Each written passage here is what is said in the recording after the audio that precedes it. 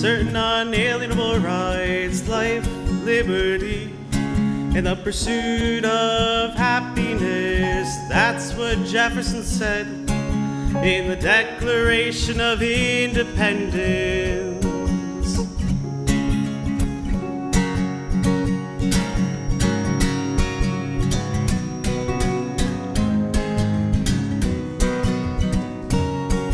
John Clark, Thomas Paine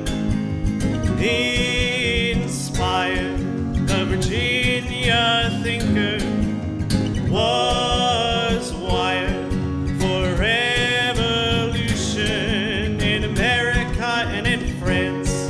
He and Hamilton couldn't see eye to eye on the bank, on the debt or the future. Created his own party, the Republicans. In 1800 he was elected. All men are created equal with certain unalienable rights, life, liberty, and the pursuit of happiness. And that's what Jefferson said in the Declaration of Independence.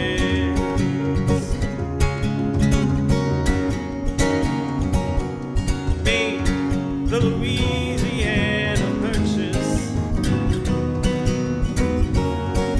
Napoleon for 15 million. We doubled our size, sent Lewis and Clark to explore. In Europe there was war, but he said we couldn't get involved, so we ended trade.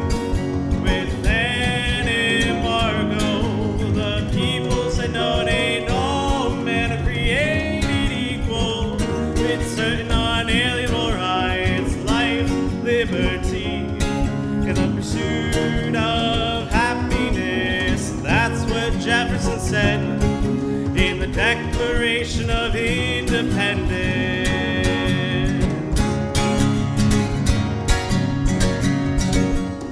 We are all Federalists, we are all Republicans, said the slaveholder who ended the slave trade. Monticello man, states' rights, religious freedom was transparent.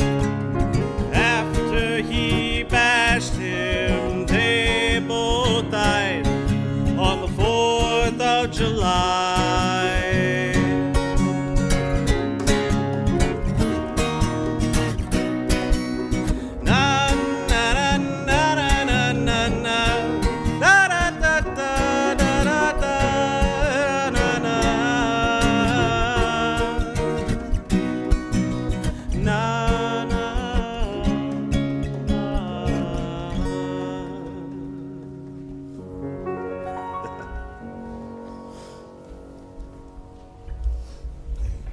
Good morning.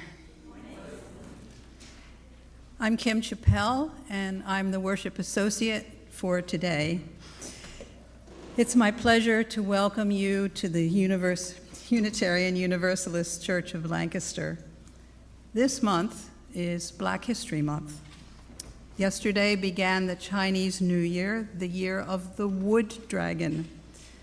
Tomorrow is National Freedom to Marry Day.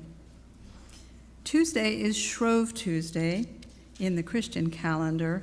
It's also known as Mardi Gras or Fat Tuesday, the last day to engage in whatever will be given up for Lent, the period of fasting and preparation prior to Easter. Lent begins on Wednesday, Ash Wednesday. Wednesday is also Valentine's Day, of course. Thursday will be Parinirvana, or Nirvana Day in Mahayana Buddhism, to honor the Buddha's death and attainment of final nirvana. Here at UUCL, we come together to nourish the spirit, connect in love, and act for justice. We welcome you this morning just as you are. Whatever your heritage, whatever your faith, whomever you love, however you identify, today you are part of this spiritual community. And if this is your first time here, may you soon discover that it is also your spiritual community. We welcome all ages in the sanctuary today. Our playroom is in the adjoining building in that direction. And it's open for children if parents would like to bring their children there now or after the time for all ages, which occurs early in the service.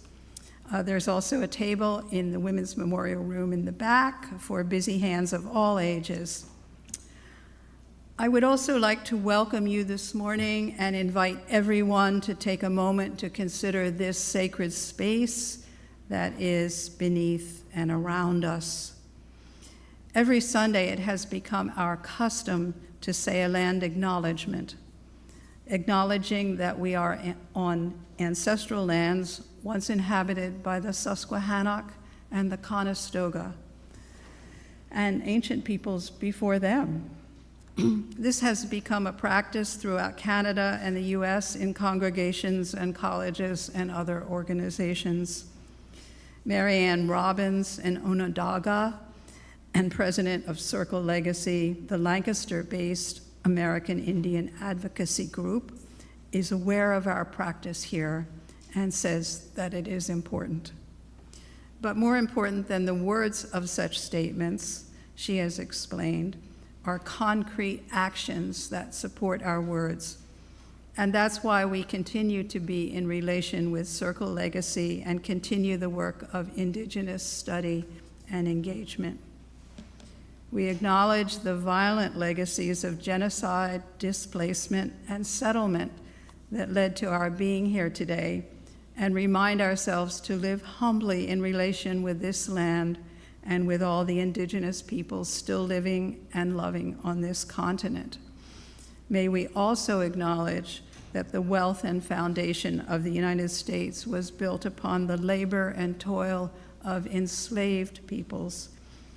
Many Indigenous people will say, all are relatives. May we live into this truth and aspiration together. And now it's my pleasure to introduce our minister, the Reverend Patricia Guthmann Haresch. Thank you, Kim. Good morning, everybody. Good morning. Oh, that was good. Okay. Thank you for the music this morning, Eli and Alan and Craig. Always that heartbeat, Craig, below the music that we hear. I hope many of you were able to enjoy Alan's music last night, yes?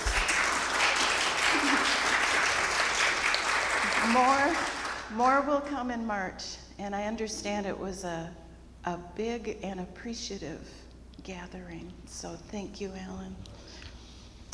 Many of you know, and what I'm going to talk about today is an historical figure, Thomas Jefferson. And partly why we're doing it is because many folks have asked me to talk about those people honored in our stained glass windows and our windows in the area in the back, the Women's Memorial Room. These windows were installed over 100 years ago, and the founder felt that the people represented in these front windows, actually the colored windows, are figures who would be considered emancipators or liberators of humankind intellectually, spiritually, practically. And this being Black History Month, it seemed a natural figure to talk about would be Thomas Jefferson, both the author of the words, "All men are created equal," and a slaveholder, both. I didn't realize in his lifetime he owned 600 slaves and only freed 2. in his lifetime, Thomas Jefferson. So we're going to talk about Thomas and his mixed legacy today. And then the names in the women's, what's now called the Women's Memorial Room, it was to honor many noble women of history. We got them. So pretty cool, 100 years ago, we got a room with noble women, yes? So as Kim lights the chalice this morning, I'm actually going to read words from a very august woman, a very noble woman, the late Maya Angelou. She says, "We, this people on this wayward floating body, created on this earth, of this earth, have the power to fashion for this earth a climate where every person can live freely without sanctimonious piety and without crippling fear. When we come to it, we must confess that we are the possible. We are the miraculous, the true wonders of this world. That is when, and only when, we will come to it. May it be so. May we come to it. So let us sing. Eli will lead us in singing O Freedom, number 156 in our gray hymnal. And each week, if anyone would like to come sing with me, be brave, they may. Alan's going to play through this one time through, and then we'll catch it at the verse 1. So.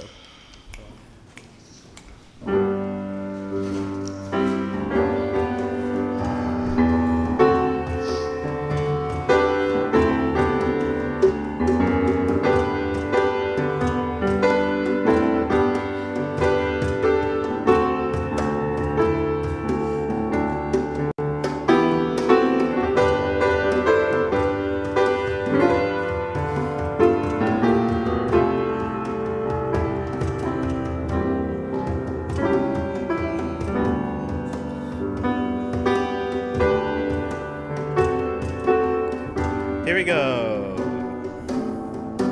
2, 3. Oh, freedom. Oh,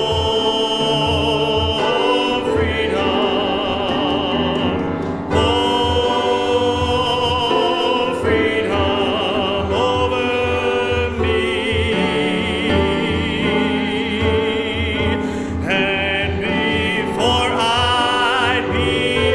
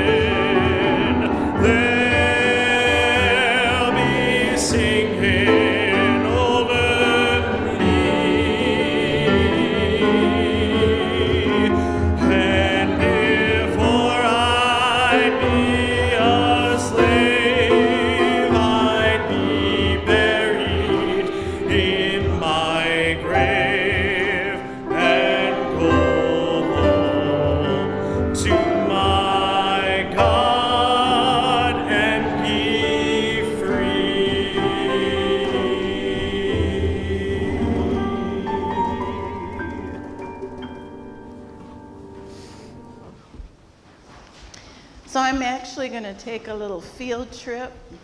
I'm going to go to a particular window. This is the time in the story that anyone in spirit or age who's a child can follow with me. I'd say it's a scavenger hunt, but I know right where I'm going. I know right where I'm going. I checked it out to make sure I did. And we got Christopher Columbus. I think we got, who's here? Newton.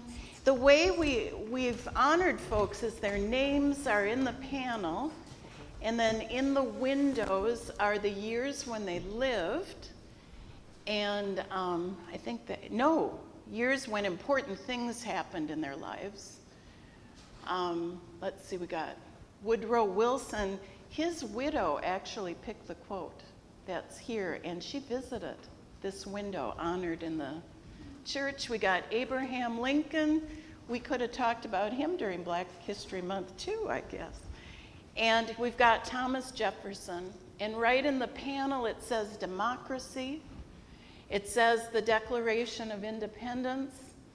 I wish I knew what happened 1801 to 1809. Is that when he was president? Third president. What happened 1801 to 1809? If anyone wants to Google it, you can. Oh, the Louisiana Purchase. Yes, yes. And here is, do you say Monticello or Monticello? Monticello, it's Old Italian, yes, meaning little mountain. And we'll talk about that later. Life, liberty, and the pursuit of happiness. Lillian was the child last week in our story. Come on, Lillian. So we're going to talk a little bit more about Thomas Jefferson. If you think about it, he was born over 260 years ago. And then the United States wasn't even a country yet. Well, you know, if nobody's going to join me, I'll stand here for the moment. When he was born, the U.S. wasn't even a country yet. He was born on land claimed by England. He was in the colony of Virginia. He was part of a family, I think there was 9 brothers and sisters on a large plantation. And his father had many, when he was 14, when Thomas Jefferson was 14, his father died, and he inherited 5,000 acres of land, 52 slaves, animals, his father's library, and a grist mill, of course, for the children, where farmers would go to grind their grain, yes? But a guardian controlled his property until he turned 21, and then all was his. More property, more slaves. He went to college, became a lawyer, and began to serve the government, still the British government at that time. When he married, he and his wife Martha moved to what's now Charlottesville, Virginia, and began to build the little mountain, Monticello, a grand estate. And he developed his skills as an architect and inventor, experimented with his plants and crops. And when the colonies were planning to break from British rule, he was all a part of that movement. And we know, especially all of you all in Pennsylvania know, a group of people from the 13 colonies gathered together in Philadelphia to figure out what they were going to do, had several conventions, congresses, and in the year 1776, they wrote a Declaration of Independence, a letter to send to the king. Dear George, right? We're going to be independent. And they say that at the time, Jefferson was in his 30s, he was tall, he had freckles. I don't know why that just tickled me to know that Jefferson had freckles. And he was known not as a public orator. He was much more known for being a wonderful writer. And with input from all the other guys from all the other colonies at the Continental Congress, folks like his frenemy, John Adams, right? who was Unitarian. And we know at one point he owned one slave and then freed him. He was a child. Otherwise, he was known for not being a slave owner. Benjamin Franklin had some input, and others helped Jefferson to write the Declaration of Independence. And it was because of the words of Jefferson that he is honored in our windows. That's why he was selected for our windows, because he wrote that all men are created equal. And this idea of equality has taken many years to make law in our country. It's been a bumpy road. There was a compromise. Abigail Adams, John's wife, had said to John, "Don't forget the women when you write the Declaration of Independence." A good Unitarian woman, right? Don't forget the women. Well, they did. And they argued about whether all are created equal should include people of color, the slaves and the freed. And they were afraid even then of civil war. So they compromised. And when they wrote, "All men are created equal," it was agreed among the 13 colonies. Those were white men who were property owners. I'll talk more about that later. He was honored by those who built this church because he was among those who brought democracy to this land. The idea being that we all have a right to vote and lift our voices towards how we feel our affairs should be run, rather than just one person, a king or a queen. His words, "All men are created equal," helped to form the basis for freeing slaves in the late 1800s and became part of laws all over the world. But Jefferson, as I mentioned, at one point owned 600 slaves and freed only 2. And unlike Washington, in his last will and testament, he didn't say it's okay to free slaves. George Washington had said, "After my wife dies, my slaves can be freed." It's good, and this is what I'm telling the children and those in the spirit of children. It's tough when you hold up heroes. Sometimes we forget they're just people. It's good to celebrate the good things people do, but also to name the bad things they do. And maybe we can learn not to repeat that history or the bad things that they do. So this is the time children may remain within the sanctuary or go to the playroom. And since we didn't, we don't have to sing the children's recessional, but no, we love you and we bless you. Lillian's right here. She's not going to the playgroup, though she might want to. You're welcome to, Lillian. Yeah. So let's rest in the paradoxes of the world we live in. Let's rest in our seats. Let's feel grounded. Feel the beating of our heart, our breath going in, our breath going out. And I'll share words of prayer and meditation from a friend and colleague, Leaf. Each breath draws us closer to the pulse of life, and with each exhalation, we make room for something new. May we find in this gathering the comfort of those who care. Here may we find the inspiration and encouragement we need to face our challenges and nurture ourselves. And in the presence of suffering here and across the globe, may we redouble our efforts to practice kindness where we are, with the hope that the light of our actions travel like the light of faraway stars. May it be so.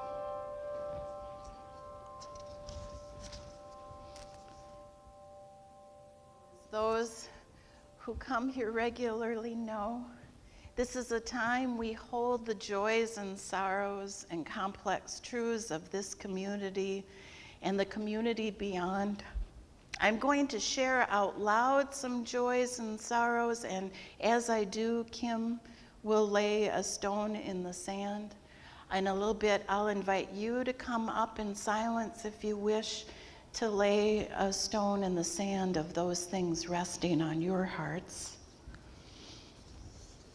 As we've been doing for too many days now, a stone of concern and care for all those who find themselves in places of open conflict, whether at home or in one of the battles in nations going on right now across the world. We continue to hope for a day when all may be free of fear of the specter of war. A stone of concern and care for all those in our family, our UUCL family, healing from illnesses, the seasonal crud and surgeries, and also for those who are heading to surgery even this very week. We are thinking of you. A stone of joy for Diane. She made it out of surgery okay with pretty good news. More to find out, more to come. So we're glad for that. That's one big rock out of the way, one big obstacle. A stone of care for her continued healing and hope for what may be next. A stone of celebration for when Elizabeth, our faith development director, started.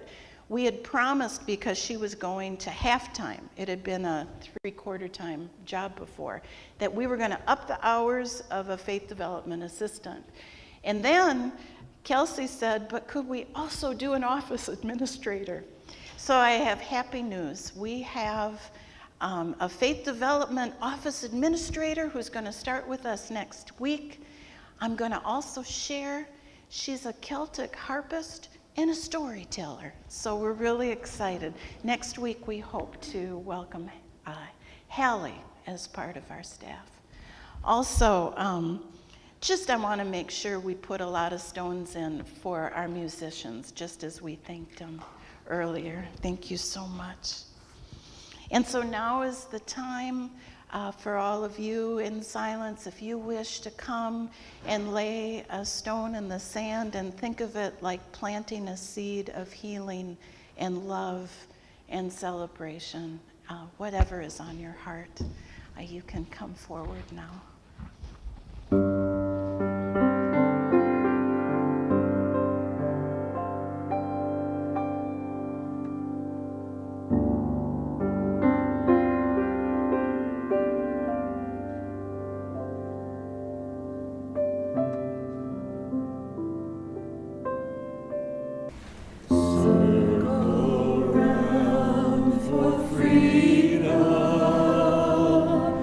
Circle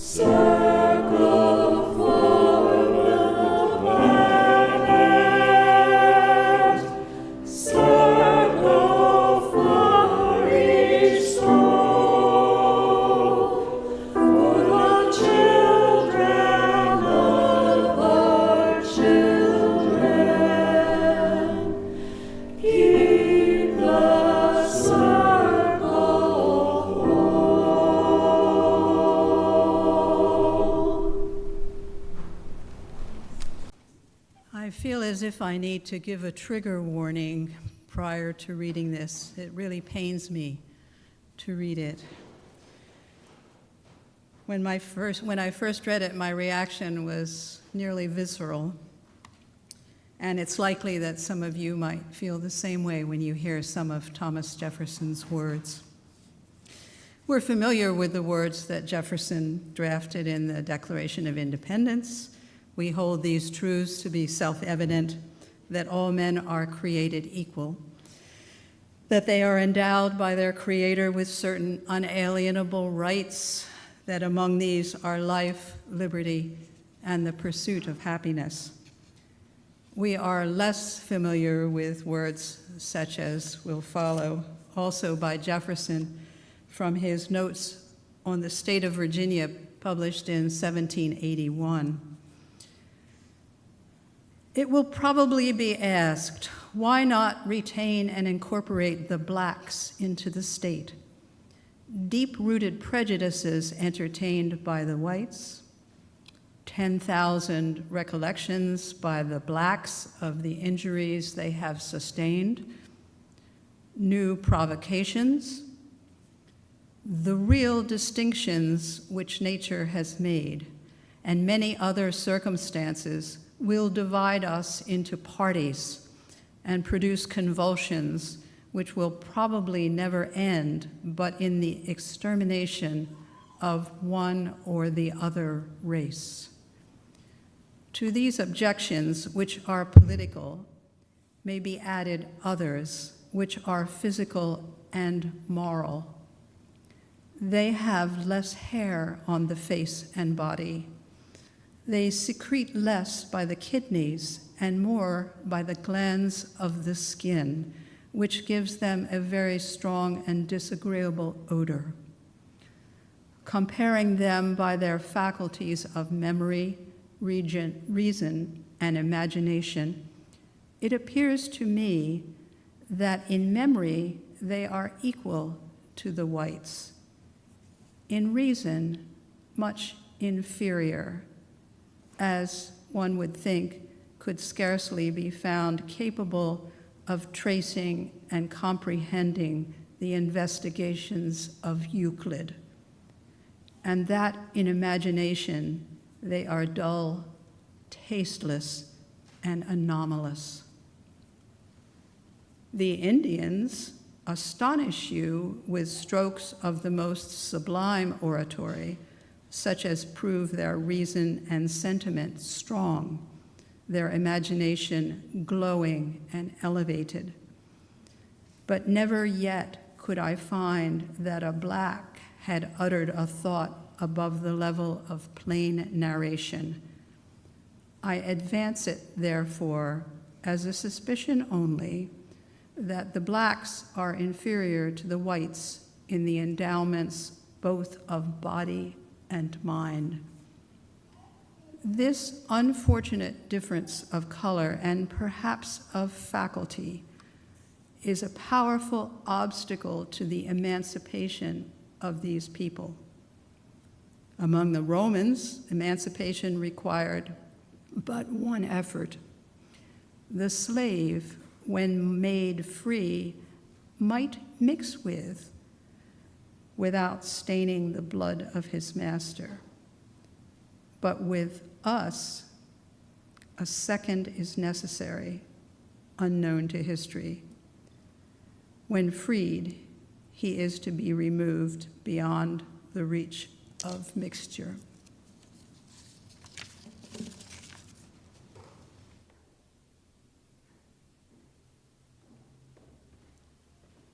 Who said that being a worship associate was always easy? That was some heavy lifting. Thank you, Kim. That wasn't the Thomas Jefferson that I learned about when I was going to school.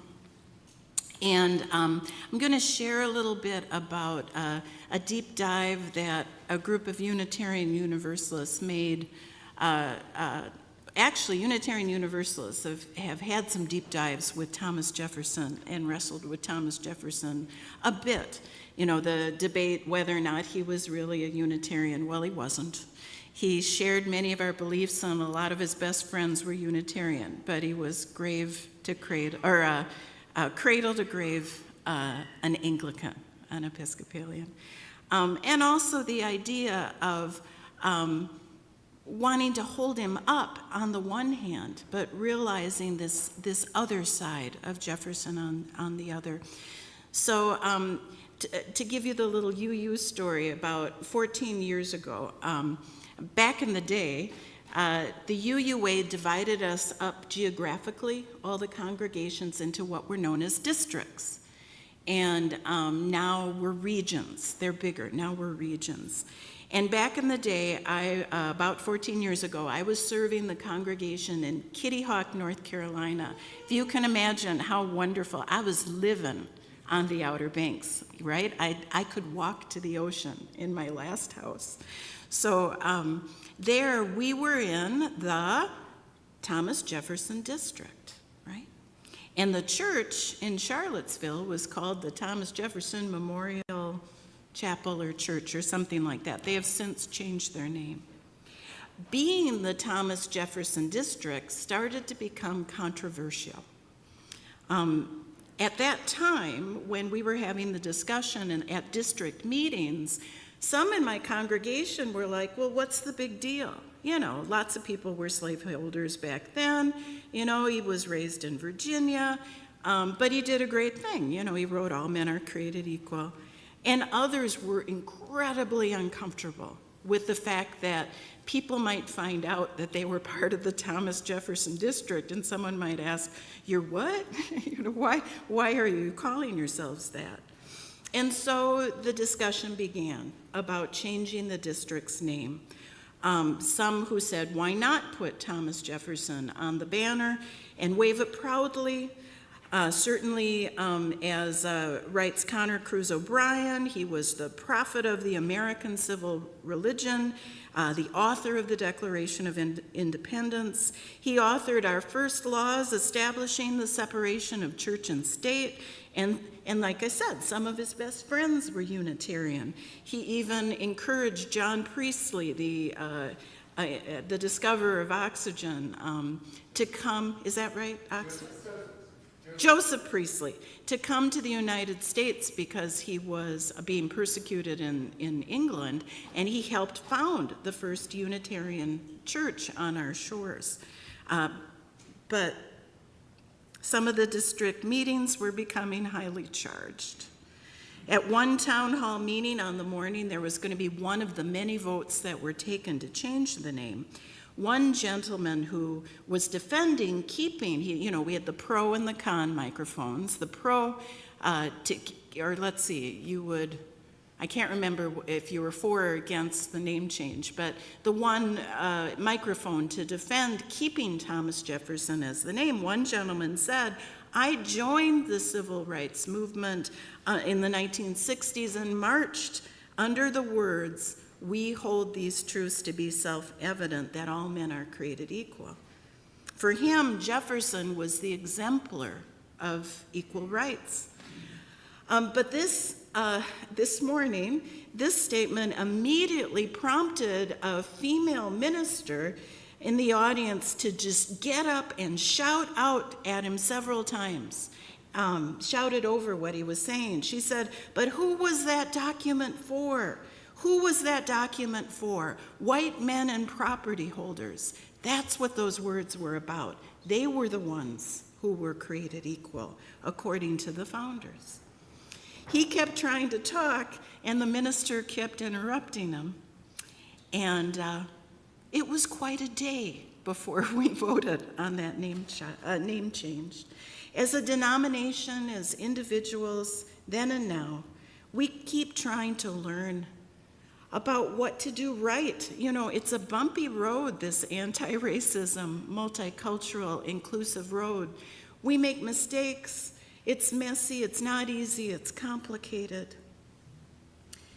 But if the vision of the Thomas Jefferson District was to be a prophetic model of anti-racism and anti-oppression, was it Thomas Jefferson's face and name and all that he stood for, who the district wanted representing our UU district, and what facts might affect an individual either way, either feeling Thomas Jefferson is a UU champion or perhaps the opposite. And what confounds the topic is how complicated a man Jefferson was. And he would write with contradictory views, say one thing that was anti-slavery on the other hand, say something that, like what Kim read on the other. In the same passage that on Virginia that came from what Kim read, here he shared his anti-slavery views. He said there must doubtless be an unhappy influence on the manners of our people produced by the existence of slavery among us. The whole commerce between master and slave is a perpetual exercise of the most boisterous passions, the most unremitting despotism on the one part, and degrading submissions on the other. Our children see this and learn to imitate it, for man is an imitative animal, and thus nursed, educated, and daily exercised in tyranny cannot but be stamped by it with odious peculiarities. The man must be a prodigy who can retain his manners and morals, undepraved by such circumstances. So maybe on the one hand, excusing his upbringing, on the other hand, admitting that slavery was despotism and tyranny. In many ways sounds contemporary. And saying it will remain unless, it's a vicious cycle unless we stop it. So Jefferson would state publicly that slavery was despotism and immoral, it was tyranny, but on the other hand, he subjected his slaves to brutality, whether it was him or his overseers. When they were runaways, a great punishment when they returned. He sold slaves. He breeded them, making it a science much like his crops. He flogged them and only freed 2, as I mentioned, of his hundreds of slaves. He would make public pronouncements against slavery, but designed Monticello, Little Mountain. Under that mountain were passages and tunnels and private roads to hide his slaves, that horrible practice, from his guests' view. Jefferson followed a precept laid down 2 centuries earlier by Palladio. We must contrive a building in such a manner that the finest and the most noblest parts of it be exposed to public view, and the less agreeable disposed in by places and removed from sight as much as possible. He actually had secret rooms inside rooms, so if a guest asked for more wine, he would go and open the secret door where a slave was waiting with a new bottle and grab the bottle so no one would have to see the slave, right? And bring it back, because in public you show the nobler things and you hide what is less noble. Like others of his time, Jefferson was a separatist and was certain that blacks and whites couldn't live together in harmony. He supported deporting freed slaves to form their own colony, ideally back in Africa. But later in life, he began to see that that was impractical, and proposed that the federal government buy all newborn slaves from their owners at $12.50 each, and that it pay for their nurture with the mother for a few years until they could find employment, preferably someplace like Santo Domingo. In the conclusion of his Atlantic article, Thomas Jefferson, Radical or Racist, Connor Cruz O'Brien provides a pretty good summation of the contradictions of Jefferson's position with regard to slavery and free slaves, and this is what he wrote. Jefferson was a man of many dimensions, and any explanation of his behavior must contain a myriad of seeming contradictions. He was a sincere and dedicated foe of the slave trade who bought and sold men whenever he found it personally necessary. He believed that all men were entitled to life and liberty, regardless of their abilities, yet he tracked down and flogged his own slaves who had the courage to take their rights by running away. He believed that slavery was morally and politically wrong, but still he wrote a slave code for his state and opposed a national attempt in 1819 to limit further expansion of slavery.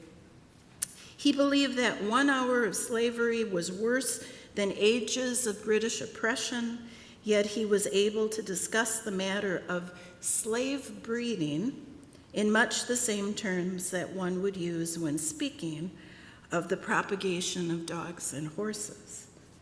Sometimes I know we say to ourselves, well, maybe we're judging him in a 21st century standard.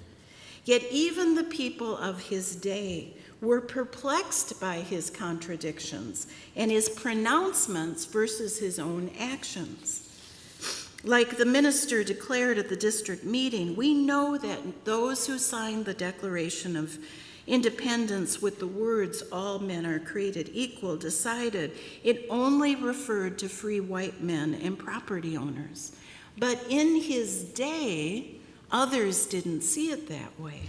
Journalist and historian Harry Winesek notes, when Massachusetts read this, Massachusetts freed its slaves on the strength of the Declaration of Independence, weaving Jefferson's language into their own state constitution of 1780.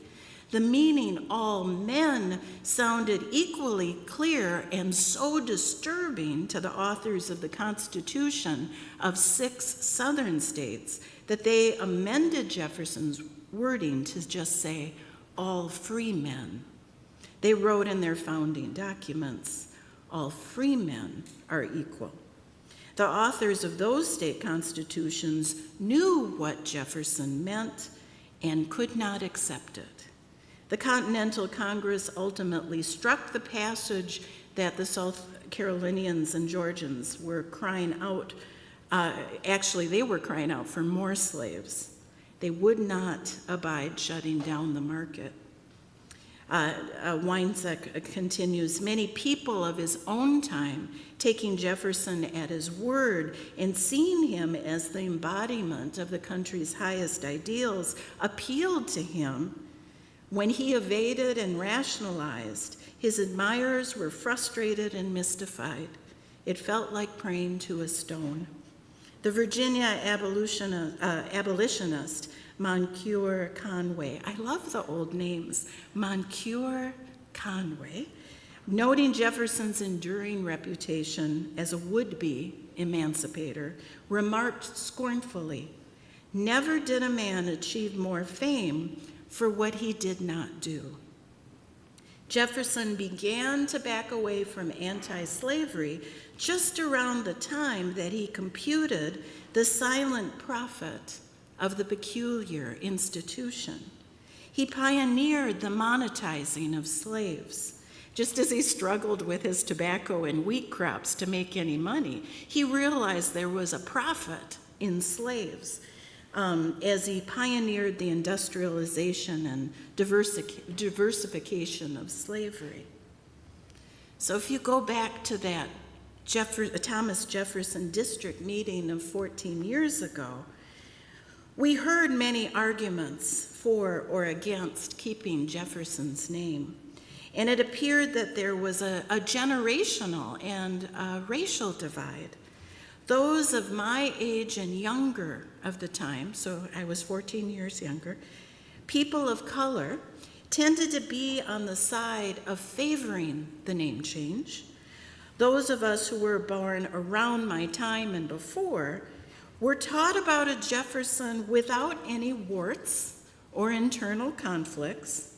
I don't recall what I've learned now about Jefferson, all his own contradictions, being a slaveholder of hundreds of slaves, or that he didn't believe in peaceful racial integration. He didn't believe it was possible. He, like many Southerners, were afraid of what would happen when the slaves who had been so poorly treated and beaten were free in society. How could they not feel revenge? How could they not strike a rebellion? He advocated for a plan of gradual emancipation and resettlement elsewhere. I didn't know that the blacks he had observed he felt were inferior to the whites in the endowments both of body and mind, and I even thought about who was responsible for their education, but the slave owners. So if you think they're meek in that, well, who was educating them? I'm just saying. We weren't taught about the Jefferson who fathered children of his slave Sally Hemings, and they were his slaves, his children, his offspring. He didn't free all of the Hemings, or his estate didn't. After he died, they couldn't afford to free all of the slaves. They needed to sell the slaves off, except for 5 of them. When it came to voting on this name change at the district, a crucial factor was the fact that folks were going to vote one way or another, not necessarily because of the historical facts, but as is always the case, their vote was determined upon how they interpreted the historical facts based upon their own life experience and their own feelings about Thomas Jefferson, and the feelings were strong. At that particular meeting that I'm talking about, the resolution to change the district name failed by 1 vote. That's how close it was. Eventually, the name was changed. I'm going to share with you, I wanted to change the district name to Julia Kent Outlaw District, and then would be known as the Outlaw District. That's what I wanted. And Julia Kent Outlaw, in the late 1800s, founded a Universalist church at a crossroads called Outlaw's Bridge. And to this day, there's a lot of, that's a family name. That's a family name. There's a lot of outlaws that still attend that Universalist congregation at the crossroads, right? But that wasn't, we ended up being the Southeast District. How boring is that? You know. But when it came to voting, we eventually changed that to Southeast. Holding up people as heroes can be fraught, yes? When we hold up Jefferson as an exemplar, what is our message? What are we trying to say? What does he represent in the eye of the beholder? We continue as you use to work towards creating a beloved community, a beloved world. And it isn't always an easy or clear path. It can be complicated and bumpy. I'm going to close with these words from Dr. Martin Luther King Jr., who in his I Have a Dream speech spoke of the Declaration of Independence. When the architects of our republic wrote the magnificent words of the Constitution and the Declaration of Independence, they were signing a promissory note to which every American was to fall heir. This note was a promise that all men, yes, all black men, as well as white men, would be guaranteed the unalienable rights of life, liberty, and the pursuit of happiness. But we refuse to believe that the Bank of Justice is bankrupt. This is no time to engage in the luxury of cooling off or to take the tranquilizing drug of gradualism. Now is the time to make real the promises of democracy. Yes, now is the time to make real the promises of democracy. Now is the time to lift our nation from the quicksands of racial injustice and to the solid rock of brotherhood. Around 50 years ago, right? Those words were spoken, more than 50. So Eli, if you'd lead us in the song, Building a New Way, you can stand as you're able. It's number 1017 in the teal hymnal.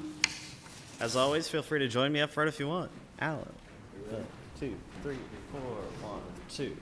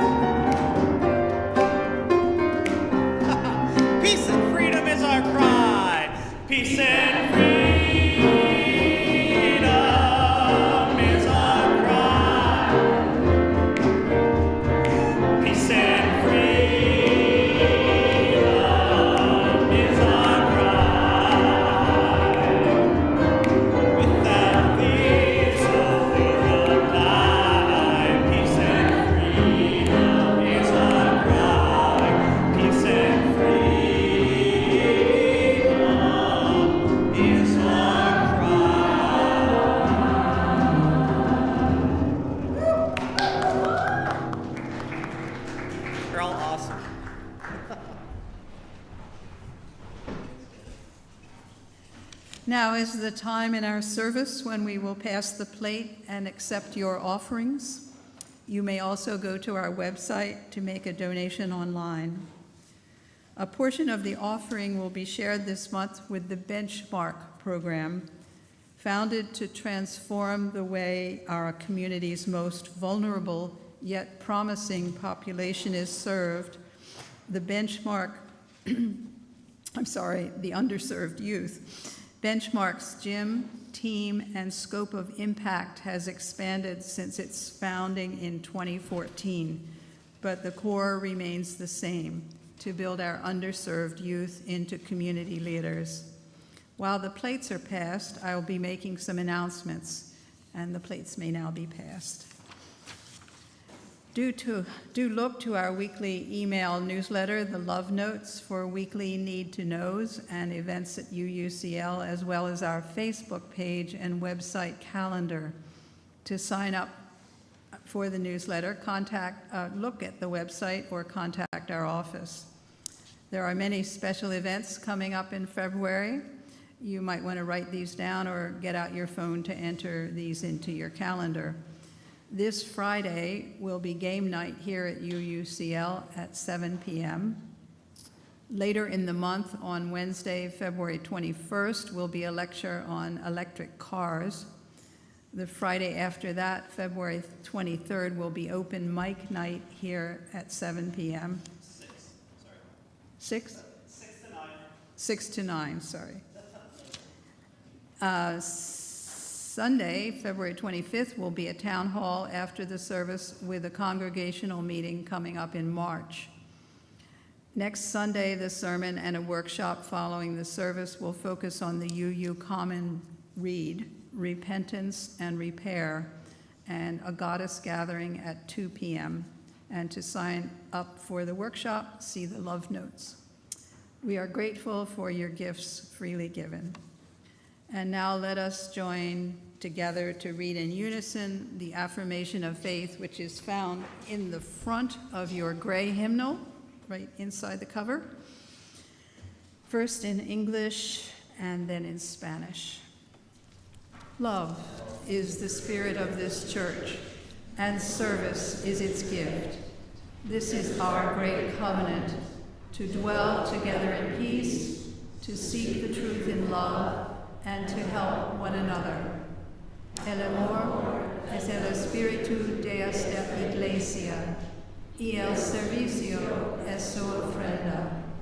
Este es nuestro gran pacto, el convivir unidos en paz, el buscar la verdad en amor, y ayudarnos unos a los otros.